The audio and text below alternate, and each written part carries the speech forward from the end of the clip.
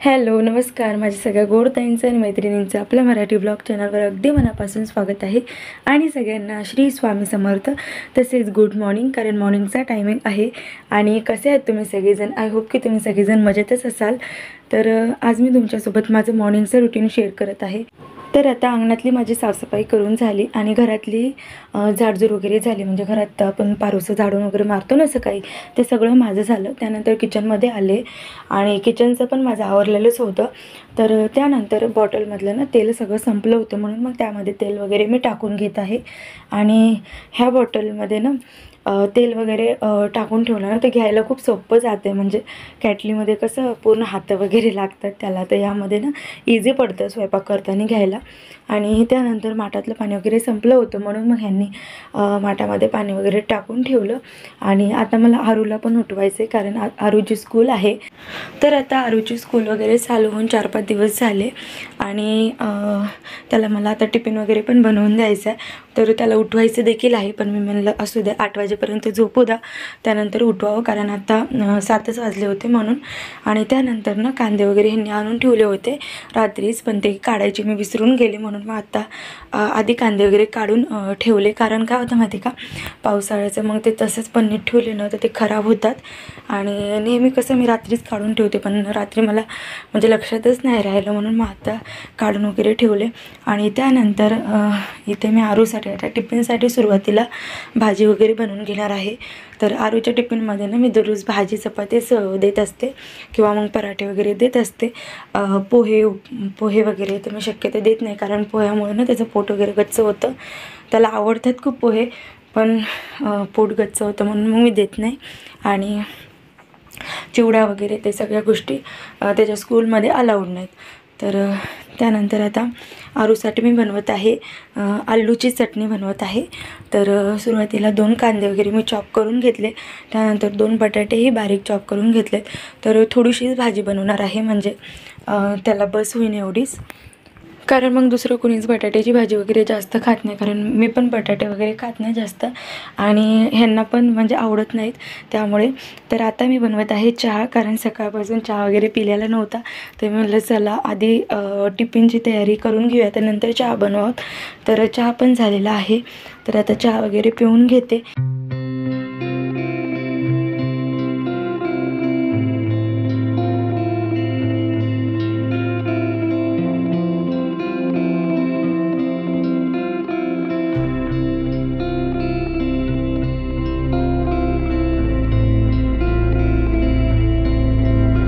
तर आता कढईमध्ये तेल टाकलं, त्यानंतर 1 चमचा जिरे आणि 1 चमचा मोहरी टाकले. नंतर त्यामध्ये बारीक चॉप केलेला कांदा सुरुवातीला मी स्वच्छ धुवून घेतला, आता ते यामध्ये टाकलेलं आहे. आणि आता कांदा छान असा तेलामध्ये शिजू द्यायचा आहे. आणि त्यानंतर बटाटे वगैरे त्यामध्ये टाकायचे. तर कांदा लवकर शिजावा त्यासाठी त्यामध्ये मी थोडंसं मीठ घातलं होतं, नंतर थोडीशी हळद घातली, चवीनुसार मीठ घातलं, आणि थोडंसं लाल तिखट टाकलं, कारण आरूनं तिखट खातो, म्हणजे त्याला तिखट आवडतं खायला. खूप जास्त खात नाही, नॉर्मल जसं आपण बनवतो ना तसं खातो तो. तर मग त्याच्यामुळे मग थोडीशी चटणी टाकली, आणि जे बटाटे चॉप करून ठेवले होते तेही यामध्ये मी टाकलेत. आता 2 मिनटं झाकण लावून ठेवणार आहे. आणि तेलामध्ये छान अशी जी बटाट्याची चटणी आहे ती शिजू देणार आहे, त्यामुळे खूप छान टेस्ट येते. आणि तशी चटणी ना लहान लेकराला खूप आवडते. तर तुमचेही लहान मुलं असतील ना तर त्यांना टिफिनमध्ये ना अशा पद्धतीने एकदा बटाटे बनवून द्या, खूप आवडीनं खातील आणि टिफिनही पूर्ण फिनिश करतील. तर आता मी लौकीची पण भाजी बनवणार आहे. तर त्यासाठी सुरुवातीला मी लौकी कट करून घेतली, आणि मधलं आहे ना ते बिया वगैरे ते सगळं काढून घेतलं, आणि त्यानंतर अशा पद्धतीने बारीक चॉप करून घेतली. तर इथे मी बघत होते की भाजी शिजली की नाही. तर भाजी छान अशी शिजून झाली. आणि आरूचा आता स्कूलचा पण टाईम झाला होता. तर आरू उठला आहे, आणि त्याच्या पप्पाने त्याला रेडी पण केलं आहे, म्हणजे त्याचं आवरलं आहे सगळं. तर आता भाजी पण बनवून झाली, आणि तुम्ही ते बघू शकता मस्त अशी बटाट्याची चटणी रेडी आहे 2 मिनटात. तर पटकन होते, आणि टिफिनसाठी साधी सोपी रेसिपी आहे, आणि स्पेशली लहान मुलांना खूप आवडते. तर तुमचेही लहान मुलं असतील आणि त्यांना टिफिनमध्ये काय द्यावं असा प्रश्न जर तुम्हाला पडत असेल तर हे ऑप्शन बेस्ट आहे. पटकन होते भाजी, आणि मुलं पूर्ण टिफिन फिनिशही करतात. तर आता आरूचा टिफिन वगैरे पॅक केला, त्यानंतर आरूला जेवायला दिलं, कारण थोडंसं त्याला खाऊनच मी पाठवते, कारण दूध वगैरे त्याचं सकाळी काहीच घेत नाही, म्हणजे चहा वगैरे घेत नाही आहे, तर त्यामुळे मग थोडंसं त्याला जेवायला देते.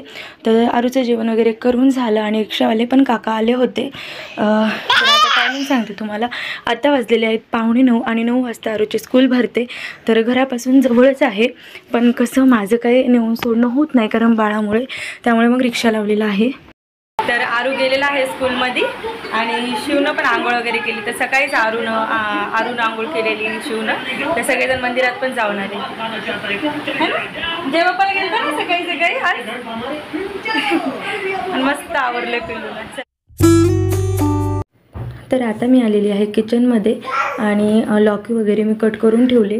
त्यानंतर 1 वाटी चना डाळ घेतलेली आहे. तर सुरुवातीला चना डाळ मी व्यवस्थित निसून घेत आहे, त्यानंतर स्वच्छ पाण्याने धुवून घ्यायचे आहे. आणि आज ना मी कुकरलाच पटकन लावून घेणार आहे लौकी, कारण पटकन मला भाजी बनवायची होती त्यामुळे, आणि नंतर मग भाजीला तडका देणार आहे. तर सुरुवातीला कुकरमध्ये थोडंसं तेल टाकलं, त्यामध्ये 1 चमचा जिरे घातलेली आहेत आणि नंतर जी चना डाळ होती ती यामध्ये टाकली. नंतर आपल्याला त्यामध्ये मसाले ॲड करायचे. तर मसाले थोडे कमी प्रमाणातच ॲड करायचे, कारण नंतर भाजीला आपण तडका वगैरे देताना टाकणार आहोत त्यामुळे.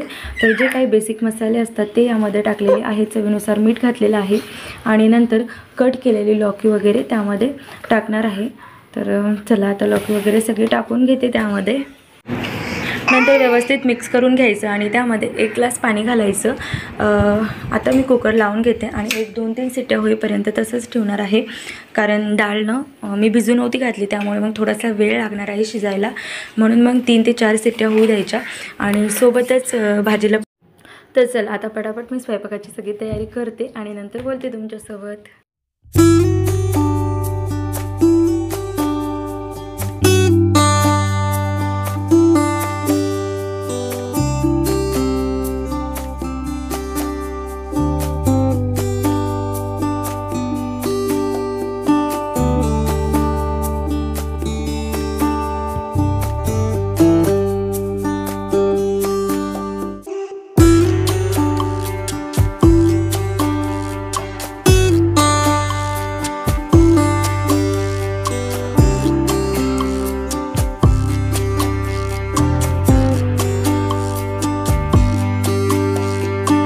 तर भाजी वगैरे शिजत आहे आणि मी गॅसवट्टा पण थोडंसं आवरून घेतला, कारण कसं खूप सारा पसारा असल्यानं मग थोडंसं काम करायला अवघड जातं, त्यामुळे मग थोडंसं आवरून घेतलं आणि एक कपड्याने व्यवस्थित स्वच्छ पुसून घेतला आणि नंतर परत आपल्या कामाला लागले.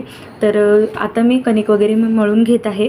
तर सुरुवातीला त्यामध्ये मी थोडंसं तेल टाकते मऊसूत चपात्या येण्यासाठी, आणि दिवसभर मऊसूत राहतात थोडंसं तेल टाकल्यामुळे, आणि थोडंसं मीठ टाकत आहे. तर चला आता पटापट कणिक वगैरे मळून घेते.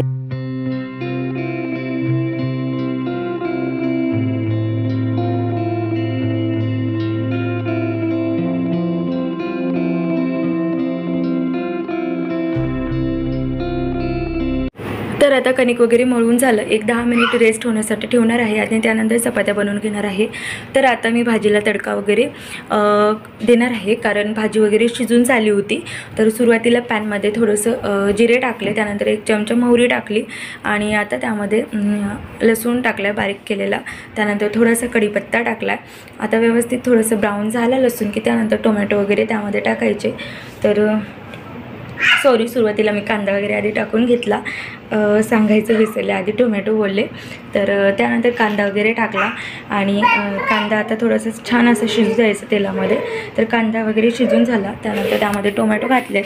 तर 1-2 मिनिट झाकण लावून ठेवणार आहे टोमॅटो शिजूच तर, आणि त्यानंतर त्यामध्ये मग मसाले वगैरे ॲड करणार आहे. तर आता त्यामध्ये थोडंसं लाल तिखट टाकलं, नंतर त्यामध्ये हळद पावडर, चवीनुसार मीठ आणि जे काही आपण मसाले यूज करतो म्हणजे काळा मसाला वगैरे ते यामध्ये टाकायचं आहे. तर मी थोडासा काळा मसाला टाकला आहे 1-1.5 चमचा, आणि आता व्यवस्थित मिक्स करून घेतलं. नंतर सगळी भाजी वगैरे आपल्याला त्यामध्ये टाकून घ्यायची.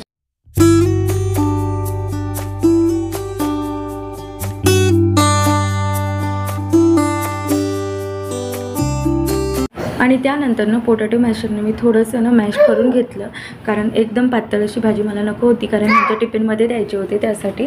तर नंतर त्यामध्ये थोडीशी मी कस्तुरी मेथी टाकली आणि साईड बाय साईड सगळ्या चपात्या देखील मी करून घेतल्या. आणि तुम्ही इथे बघू शकता त्यांचा टिफिन पण रेडी आहे. तर आज टिफिनमध्ये आहे चपाती, लौकीची भाजी आणि सोबतच थोडीशी काकडी वगैरे दिलेली आहे. काय करायला मग तू टी व्ही पाहायला? हां पिल्लू पिल्लू काय करायला? टी व्ही बघायला. चला आता या पप्पाला कामाला जायचं ना.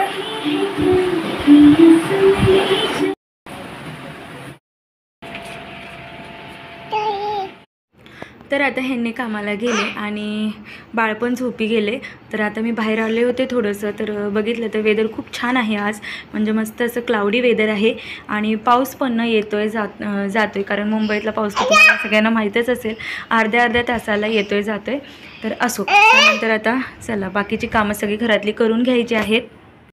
तर आता सुरुवातीला ना हे जे समोर कर्टन्स लावून घेतले दरवाजाजवळ, ते कर्टन मी काढून घेतला, कारण धुवून घ्यायचा होता. बरेच दिवस झालं धुतला नव्हता, तर खूप घाण झालेला त्यामुळे. आणि कपडे ना मी सकाळीच मशीनला लावून घेतले होते, म्हणून मग आता हातानेच धुवून घेणार आहे. आणि वाईट आहे ना हा पडदा, त्यामुळे मग लवकर निघतही नाही मशीनमध्ये, तर त्यामुळे मग हातानेच स्वच्छ करून घेणार आहे, धुवून घेणार आहे.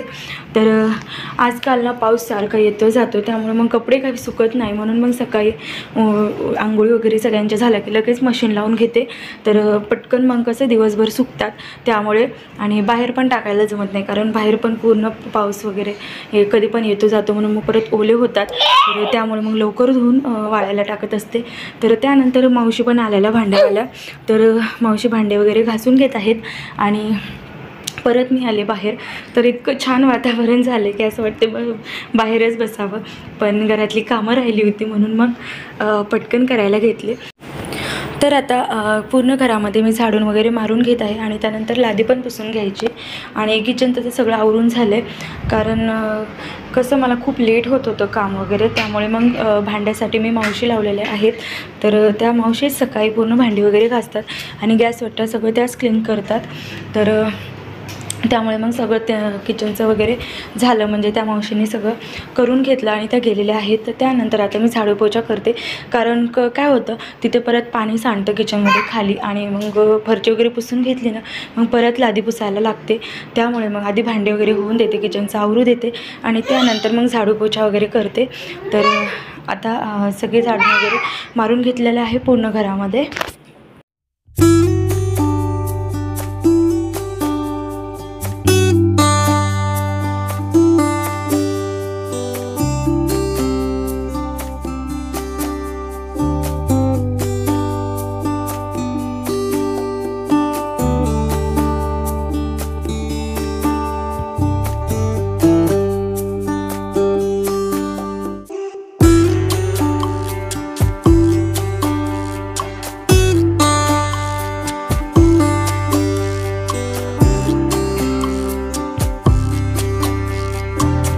तर आता लादी वगैरे माझी पुसून झाली आणि त्यानंतर जो व्हाईटवाला पडदा होता तो मी गरम पाण्यामध्ये थोडासा भिजू घातला, कारण व्हाईटवर कसं खूप डाग म्हणजे लगेच दिसतात आणि ते इझिली निघत नाहीत, म्हणून मग गरम पाण्यामध्ये थोडासा भिजू घातला. त्यानंतर आता हातानेच स्वच्छ क्लीन करून घेतलेलं आहे आणि 2 पायपुसणे पण होते, मग तेही लगे हात मी धुवून घेतलेली आहेत. आणि आरू देखील स्कूलमधून आला होता तोपर्यंत, तर आरूनं जेवण वगैरे करून तो झोपला आहे. तर आता तुम्ही इथे बघू शकता घरातली माझी सगळी कामं झाली.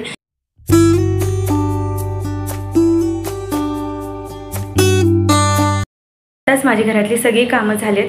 आणि तुम्हाला ब्लॉग कसा वाटला मला नक्की कॉमेंट करून सांगा.